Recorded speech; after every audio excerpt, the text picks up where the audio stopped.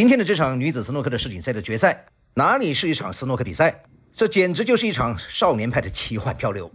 看看这颗咖啡，又差一点蒙进中袋。今天的万哈努泰，若说运气，小特算个啥？妥妥佛祖座下的童子啊！这个咱们先放一边，待会儿再聊。接下来轮到小白上场，这颗球啥也别说了，华山一条路，刀架在脖子上也得打。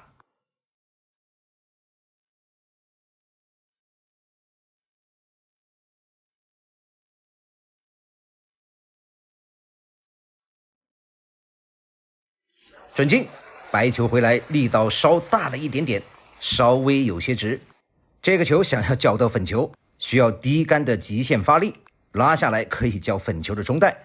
但是对于女子选手来说，而且是加长的架杆，这个球恐怕很困难。小白没有勉强，这个时候已经反超了比分，只需要再拿下一颗粉球，就可以获得本届女子世锦赛的冠军。说实话，大圣从90年代初就开始打球看球，那个年代呢看录像带，2000年以后呢才有了直播。看了这么多年的球，哪怕是2016年的男子世锦赛的决赛，大圣也从来没有如此紧张过。毫不夸张的说，袜子都抓穿了2双啊！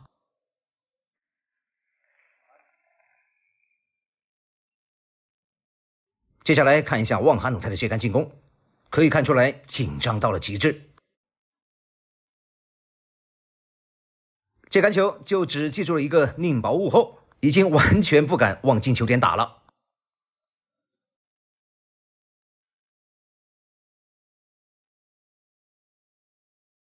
接下来看一下小白的这杆防守，打得很聪明，选择了倒钩。但是说实话，小白今天的整体防守来说，很多观念都有待加强啊。接下来旺哈努泰一个十字回球。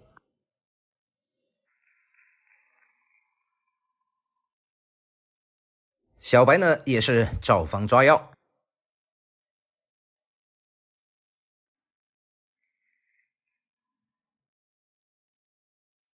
接下来旺哈努泰的这一杆防守出了问题，勾薄了。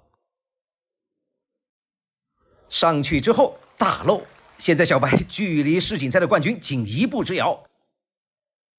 现在就是考验心脏的时候了，这场决赛要是输了，别说是小白了，恐怕连大圣脑瓜子都得嗡嗡的好几天呐。等大圣清醒一下，好好的再给大家捋一捋这场决赛的最后2局。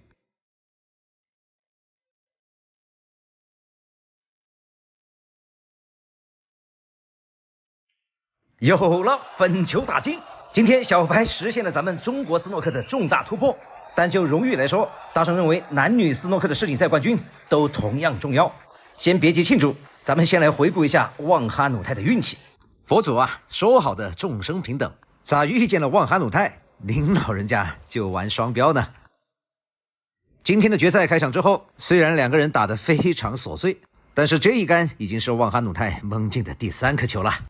没办法，谁叫人家泰国人见人就双手合十，跟我佛同在体制内，没办法，自己人当然更要照顾一些了。凭借这杆运气，旺哈努泰幸运地扳平了比分。好，咱们再临时插上一脚，暂时跳到双方的第10局。中间呀还有很多神奇的晕带，咱们都不说了。这局球啊，小白赛点，看一下旺哈努泰的这颗篮球。看看篮球下来，关键这他妈的是超分球啊！接下来的第3局，运气依然站在泰国女孩这一边。白雨露的袋口球进攻不进，反而又将红球踢在了袋口。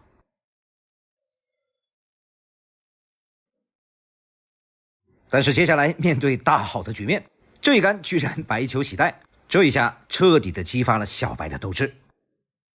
利用这一杆地区自由球的机会，小白完成了一杆非常漂亮的青台。如果大圣没有记错的话，这应该创造了女子斯诺克世锦赛的一个历史。第一，很有可能是决赛的第1杆破百，这个不敢肯定，但是可以确定的是，它一定是斯诺克女子世锦赛决赛的单杆最高得分。之前女子斯诺克单杆最高得分呢，是去年由吴安仪创造，并且不是决赛，单杆113。这个单杆最高分呢，今年已经被小白打破。那么小白的这杆单杆122，肯定是女子斯诺克世锦赛决赛的单杆最高得分。下面咱们就来欣赏一下这杆非常迷人的琴台。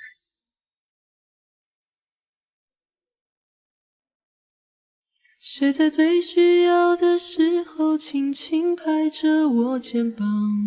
谁在最快乐的时候愿意和我分享？日子那么长，我在你身旁，见证你成长，让我感到充满力量。谁能忘记过去一路走来陪你受的伤？谁能预料未来茫茫漫长，你在何方？笑容在脸上，和你一样大声唱，为自己鼓掌。可能很多兄弟会认为女子世锦赛的冠军分量不如男子，但是大圣却认为小白的这次夺冠，他带来的是一个希望，是一股力量。对于所有从事这项运动的人来说，它的价值远远超过了冠军本身。前几年大圣看到一首诗，很适合今天的小白，今天就把它送给你。学究西川八阵图，鸳鸯袖里卧冰符。由来巾帼甘心受，何必将军是丈夫。一样为需要的人打造一个天堂，歌声是翅膀，长出了希望。所有的付出只因爱的力量，和你一样。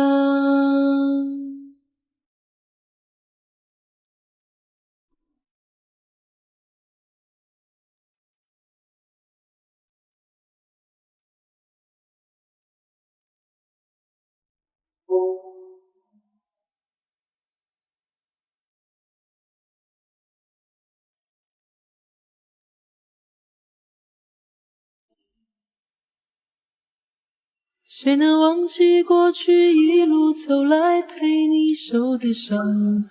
谁能预料未来茫茫漫长，你在何方？笑容在脸上，和你一样大声唱，为自己鼓掌。我和你一样，一样的坚强，一样的全力以赴追逐我的梦想，哪怕会受伤，哪怕有风浪，风雨之后才会有迷人芬芳。我和你一样，一样的善良，一样为需要的人打造一个天堂。歌声是翅膀，长出了希望，所有的付出只因爱的力量。1991年的大师赛决赛，皇帝开局0-7落后，而他的对手迈克尔·哈雷特在3年前的大师赛决赛当中，被老球王史蒂夫·戴维斯9-0剃了一个光头。3年之后，哈雷特卧薪尝胆，卷土重来，是要将皇帝斩于剑下，一雪前耻。大家好，我是大圣，今天咱们继续带给大家斯诺克之最系列1991年的大师赛决赛大结局，上帝的力量。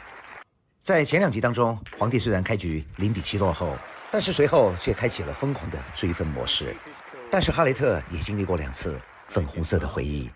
现在的比分来到了8-7，哈雷特再次获得了拿下比赛的绝佳机会。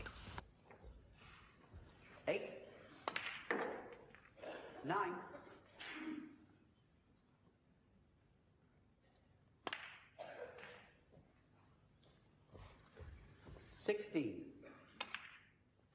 17,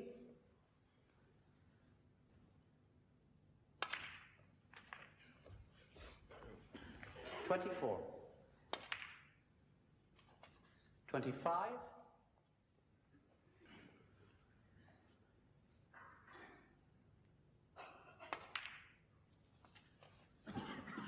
31, 32.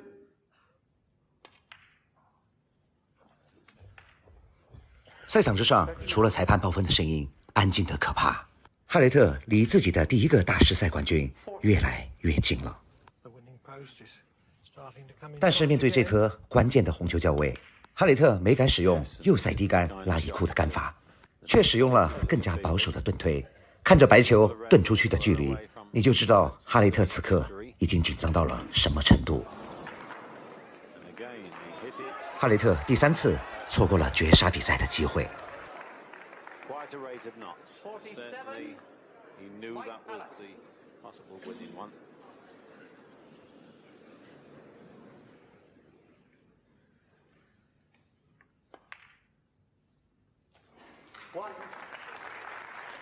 Stephen Hendry knows that this could possibly be his last chance and taking every precaution.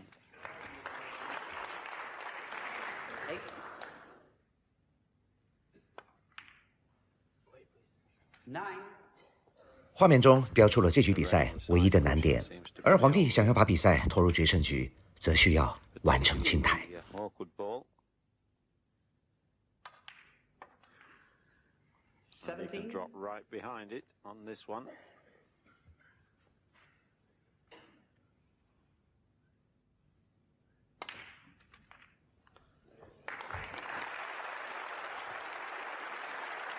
现在关键的时刻到了，对于袋口的大小，大圣也不想争论，因为有个小姐姐，她叫度娘。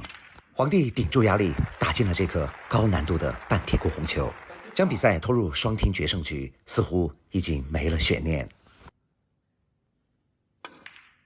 自古英雄难过美人关，皇帝竟然也倒在了这颗粉红色的回忆下面。看看现在这个局面，你还会怀疑哈雷特不会拿到这个冠军吗？皇帝此刻剩下的只有默默祈祷，神啊，救救我吧！而哈雷特则默默地看了一眼皇帝，你现在叫破喉咙也没有用，能救你的不是神，只有我。Take his chance this time. 2. He needs green and brown. 看了哈雷特的这杆较位，大家是否想起了2020年斯诺克世锦赛的半决赛，囧哥对阵麦克吉尔？一流高手跟绝顶高手的差距就在于，哈雷特人心都是肉长的，而皇帝的心脏是铁做的。7-0 up at the interval. 这杆接打连带脚都没碰到，哈雷特已经紧张到了何种程度，可想而知。 2. Mike Allen. Took on a desperately difficult green the way he played it to hold position.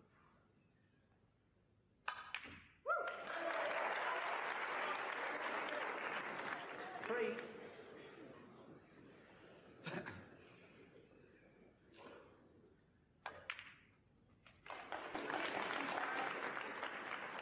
7.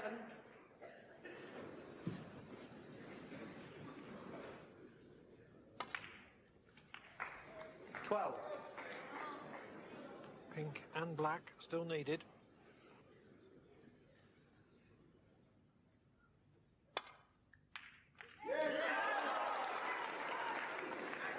18.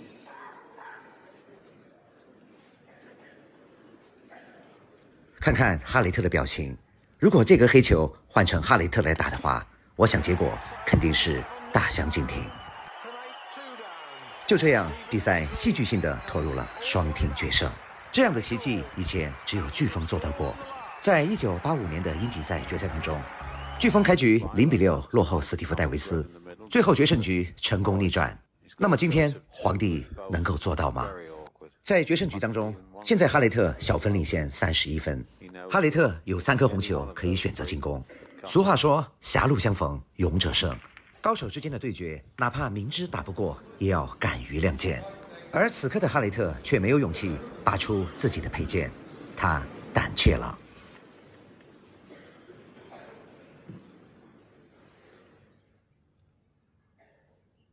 而皇帝面对更高难度的红球，却敢于亮剑。也许正是因为这样的精神，最后皇帝感动了上帝。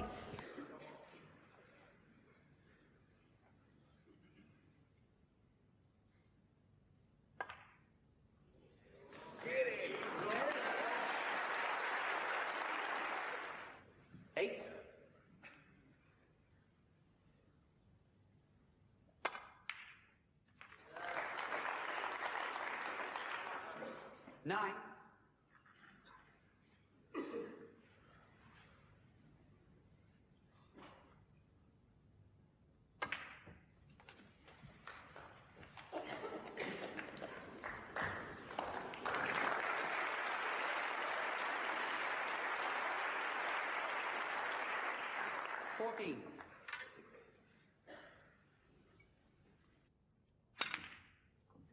皇帝架杆不进，哈雷特还有机会。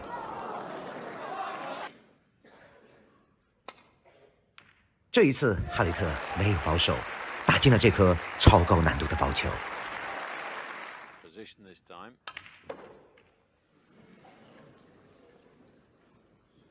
But not on this red. 接下来的这颗红球确实不好校位，没有能够粘杆，情有可原。接下来，咱们马上就要进入本场比赛的，甚至可以直接逼死哈雷特。那么皇帝会这样做吗？看一下哈雷特的解球，没有解到。虽然形成了飞波，但是对于解决黄球并没有太大的意义。然而皇帝却并没有选择让哈雷特重解。刚才的这杆斯诺克是靠运气得来的，或许正是皇帝这份高雅的气度感动了上帝。来，老弟，哥哥再帮你一个。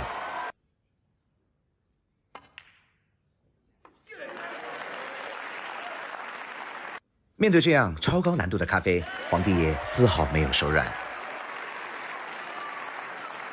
that was the shot of a 4. Thank world you. champion.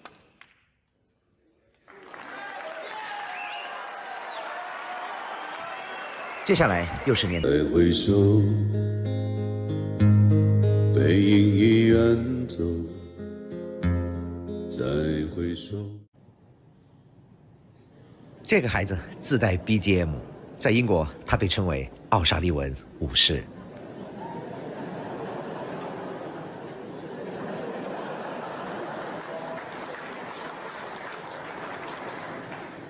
大家好，我是大圣，今天给大家带来一段火箭奥沙利文对阵英国的一位小孩的表演赛。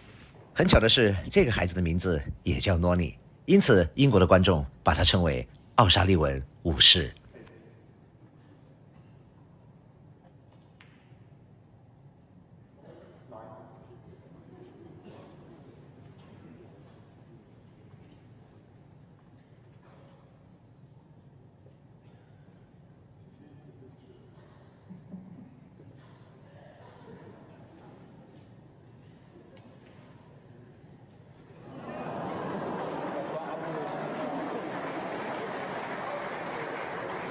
既然是表演赛，哪能打得那么认真？当然要给小诺尼留下一些表演的空间。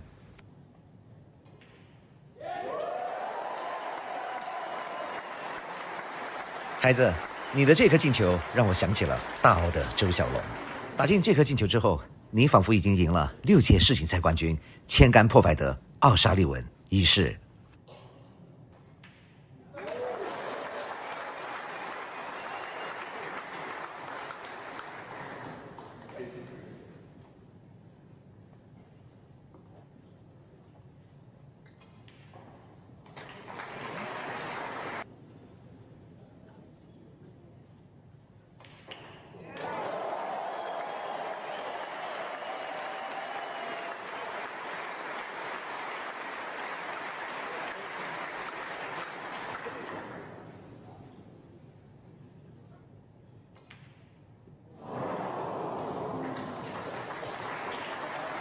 小诺尼的心态很好，下场之后还给火箭调侃道：“我故意打不进，也是想给你留一些表演的时间。”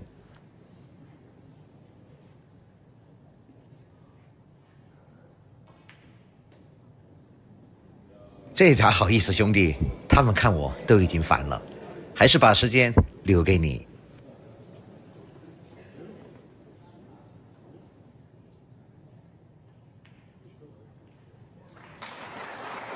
这小诺尼有着惊人的表演天赋，我看交给郭德纲可能前途还更好一些。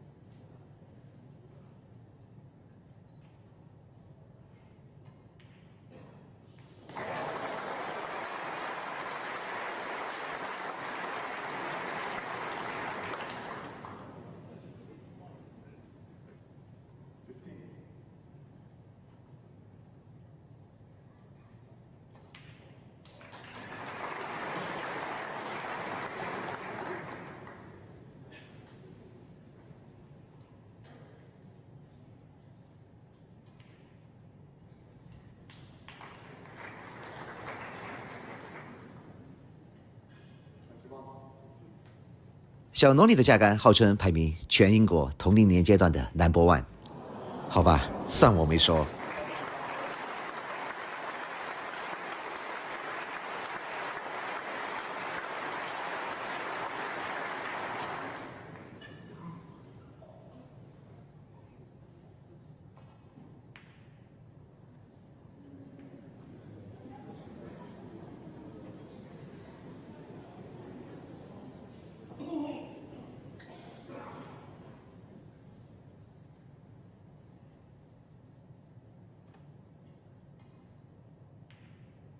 这个中带还有一点奥沙利文武士的影子。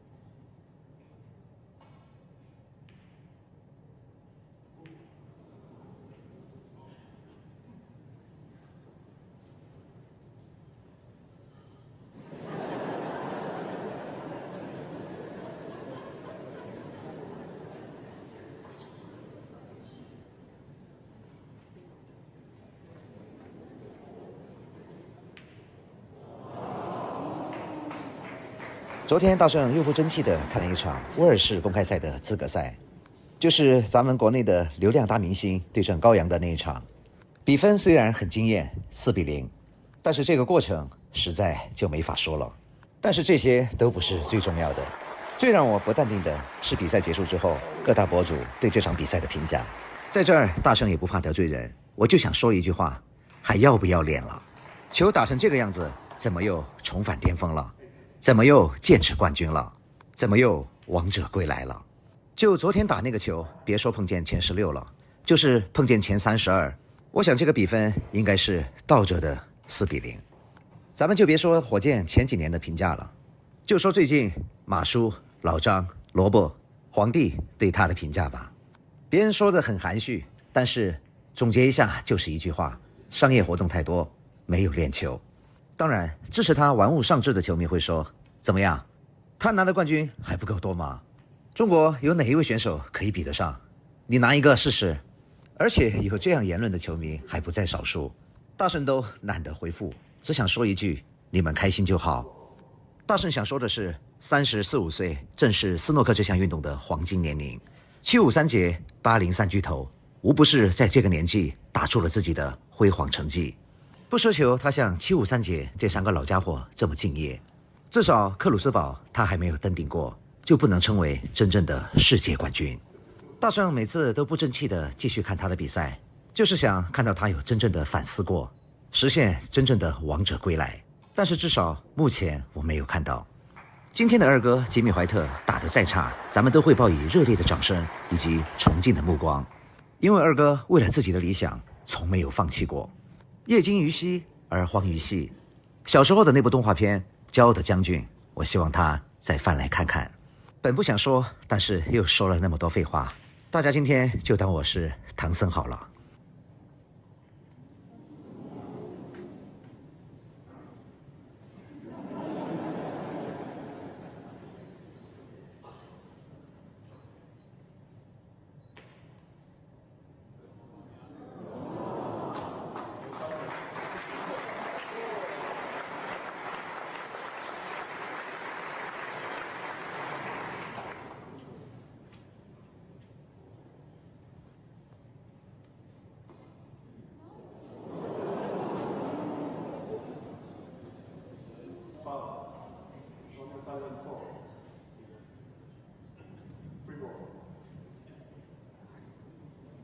小农里这杆没有解到，并且形成了一杆飞波，但是火箭还是没有打飞波，毕竟是奥沙利文武士，面子总是还要给一些的。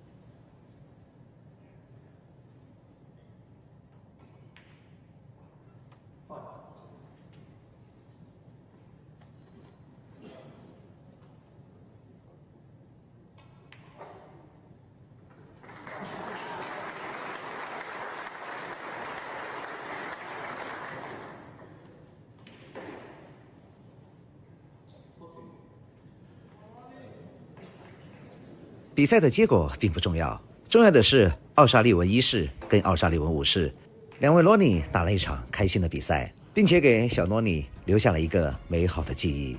回顾大师高光时刻，关注大圣装修频道，经典永流传。谢谢大家观看，我是大圣。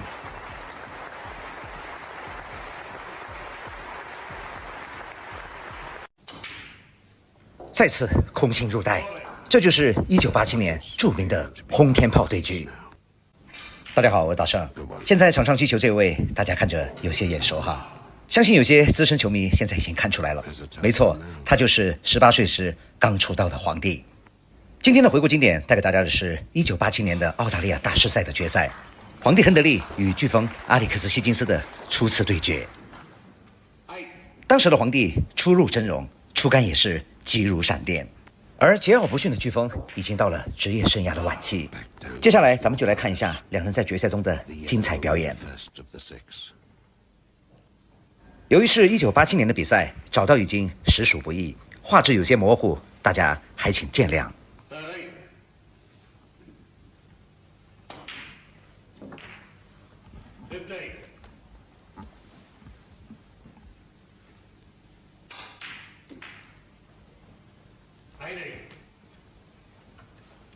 Be interesting to see what he'll do about the blow. 22.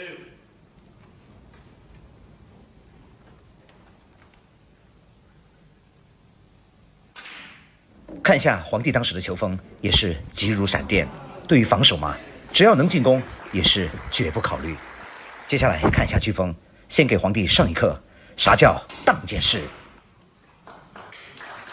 这场决赛在当时也是采取了一个特别的赛制，总共打5局，最后计算双方的总得分来分出胜负。目前在总得分上，皇帝暂时领先。接下来再来一杆仙人指路，注意看一下飓风的出杆，运杆非常的短。对于这个技术要点，咱们待会儿再说。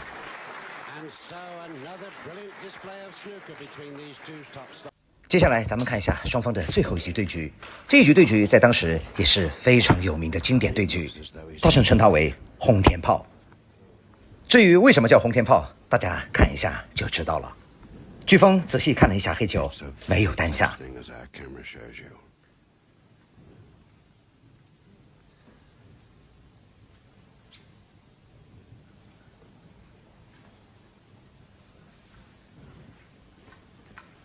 黑球没有单下没有关系，不过进攻怎么能够停止？剑指顶带，两人的轰天炮对决就此拉开帷幕。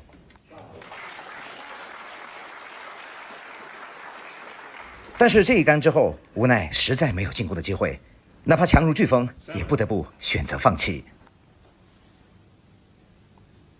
Back to safety. And that's really tied the black up. 接下来就到了年轻皇帝的表演时间。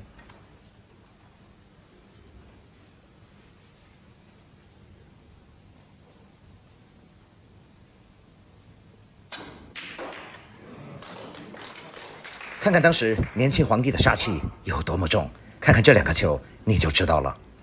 Looking at the blow into the bottom pocket.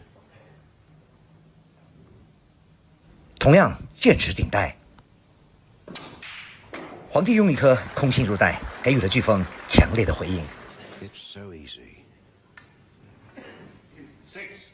That's if you're at the end of the Stephen Hendry queue. 7. Bank now into the bottom as dad. 看台上，皇帝的父亲对儿子的打法早已经习惯。 Waiting for his 接下来的粉球再次对准顶带，年轻没有什么不可以。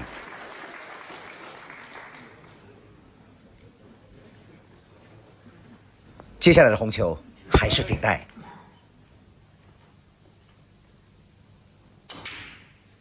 再次空心入袋，这就是1987年著名的轰天炮对局。 The balls like little pills.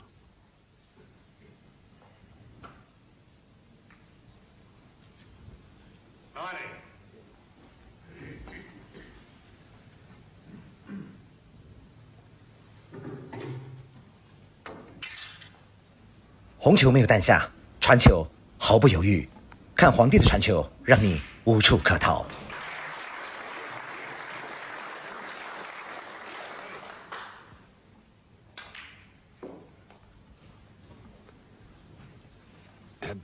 Absolutely devastating. 旁边的飓风抽着花子，默念道：“小子，确实有我当年的风采。兄弟们，你们数了没有？这是第几颗顶戴了？”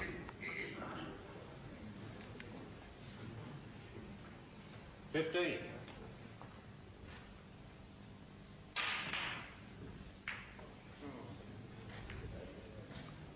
16. Another go at the pink. 看皇帝再来一个！哇哦，虽然没有打进，但是这样的比赛看着过不过瘾？看一下着急的飓风，粉球还没有停稳，早就拿着下杆，早早的等在那儿。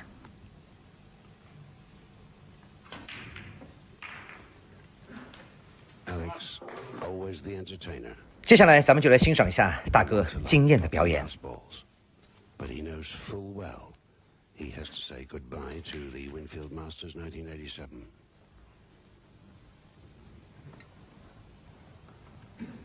目前还有3颗球贴库，这杆球能完成清台吗？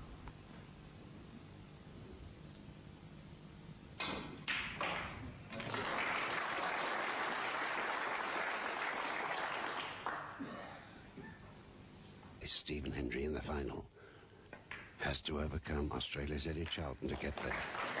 And that is our next semi-final. 15. 接下来咱们就注意一下飓风的出杆，不管是大力还是小力，永远拉杆只有那么一点点，这就是咱们常说咏春拳当中的寸劲。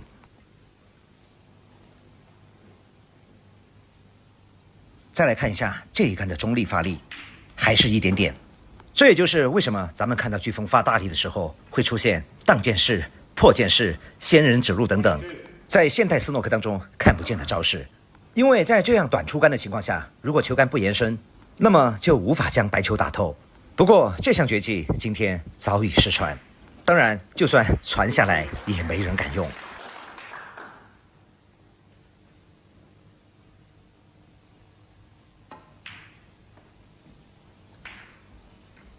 转瞬之间，库边贴库的3颗球已经处理完毕，接下来还需要再准1颗。这样的发力必须用身体带动球杆，荡剑式。就问你看着过瘾不过瘾？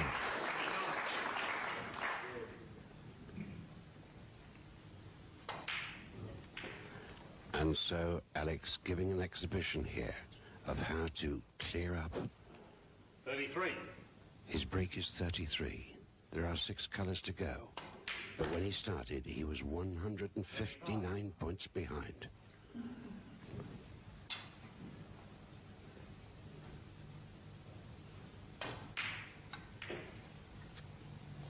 38. 再来看一下飓风的运杆和出杆有多短。 42.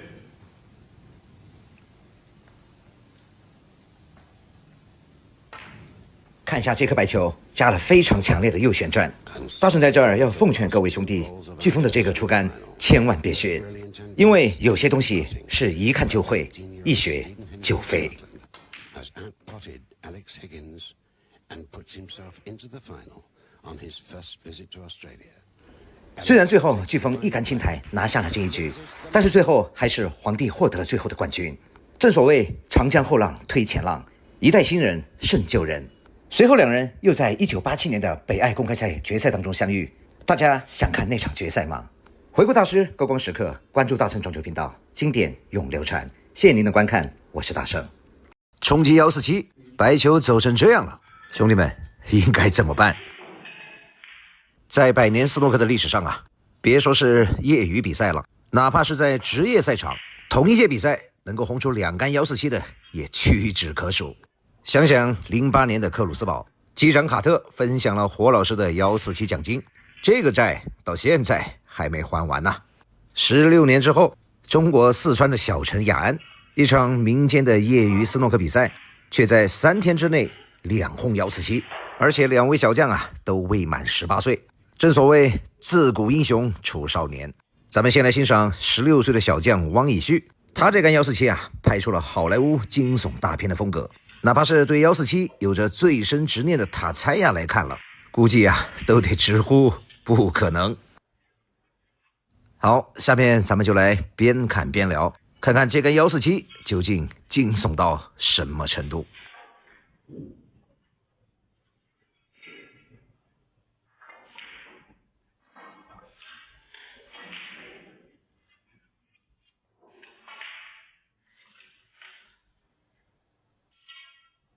先来欣赏一下小将的这杆炸球。直播的时候啊，咱们经常说，面对这样的球队，最好炸脚上。看看小汪同学的这杆炸球，完全没问题，妥妥的100分。小将汪以旭今年16岁，四川绵阳人，是从绵阳的台球老炮崔波。说到老崔啊，也是为四川的台球发展倾注了一辈子的心血。正是因为有了像老崔这样的基层台球人，几十年如一日孜孜不倦的付出，才有了咱们中国斯诺克今天的人才辈出。在这儿呢，大圣要向咱们崔波崔老师这样的基层台球人致以最崇高的敬意。咱们这位小王同学呢，13岁才开始正式学球，目前呢刚好3年。顺便呢，咱们在这儿也回答一下之前经常有家长咨询的问题，就是孩子究竟什么年龄段学球合适？要想走职业的话呢，10岁到16岁之间最合适。以斯诺克为例，2年的时间，基本功也就学得差不多了。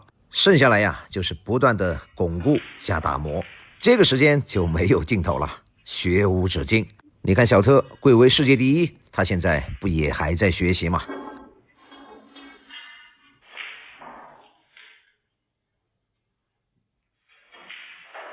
这根大角度的黑球啊，只不过是今天的一道开胃菜。接下来呀，大圣就不剧透了，兄弟们呢，慢慢欣赏。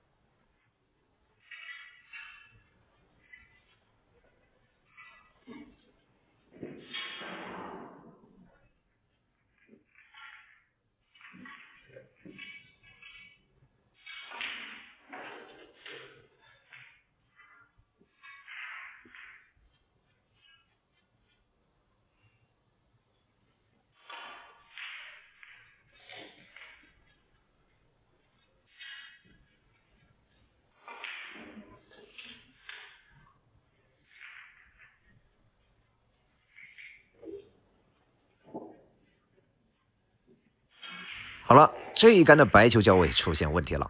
如果打中间的那颗红球，可以选择中低杆去顶一下粉球左侧的那颗红球，也可以选择上方低分值的踩球过渡。当然，147也就没了。而咱们的小王同学呢，估计也是看了大圣的视频，最近呢受了塔猜亚的刺激，同样啊也是我的眼里只有你，那就是147。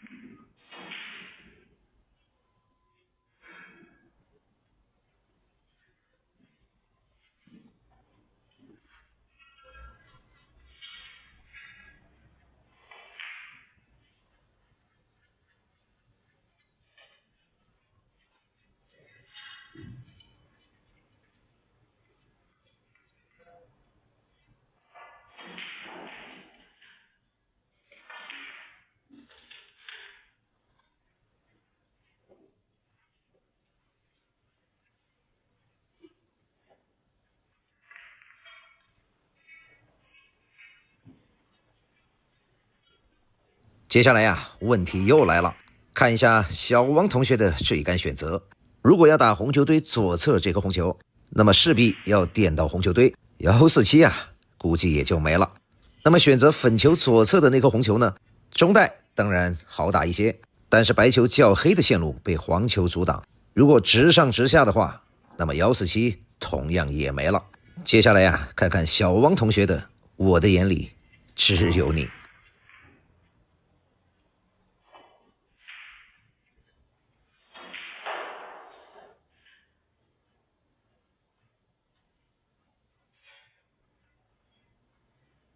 他直接选择了顶带，正所谓啊，关关难过关关过。那么接下来前方还有什么难题等着他呢？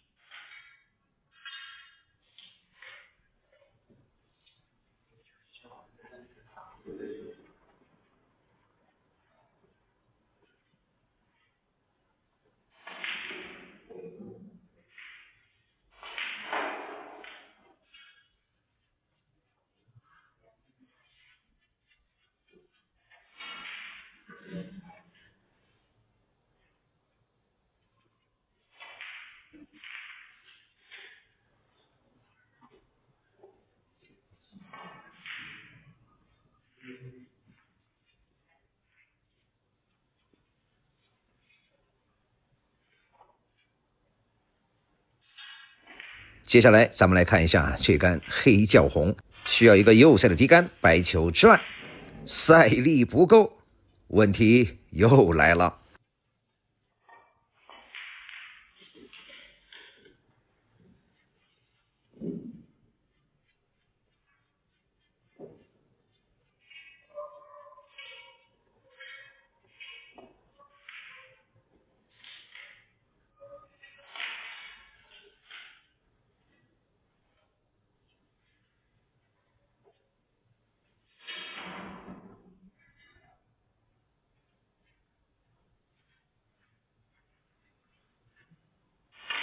来一个经典的格里菲斯线路，其他所有的彩球都不需要考虑。黑球，俺们又来了。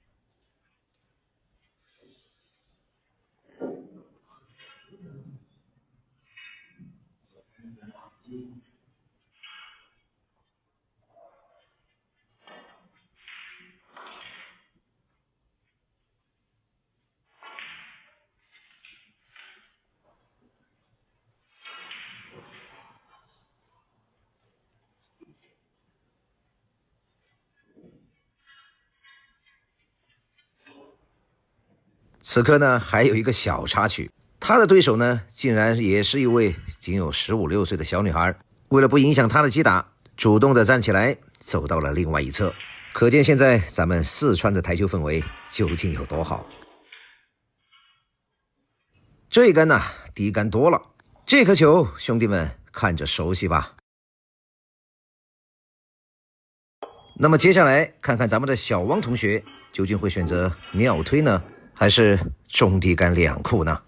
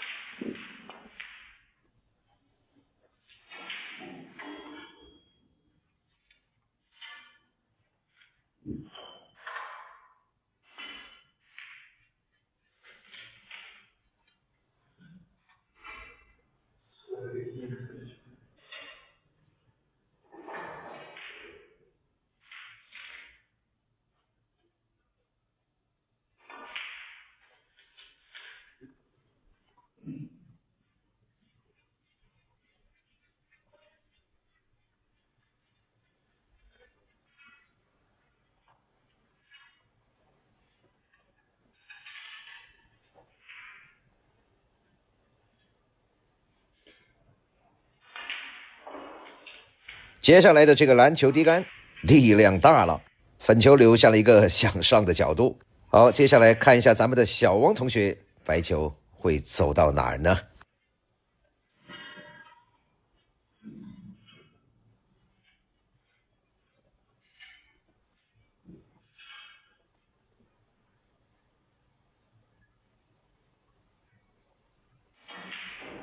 粉球的角度偏小，而咱们小王同学极限发力的功力还不够，这一下尴尬了。旁边的兄弟啊，笑出了猪叫声。说实话，哪怕是职业选手冲击147，叫到这里，我也是平生头一次见。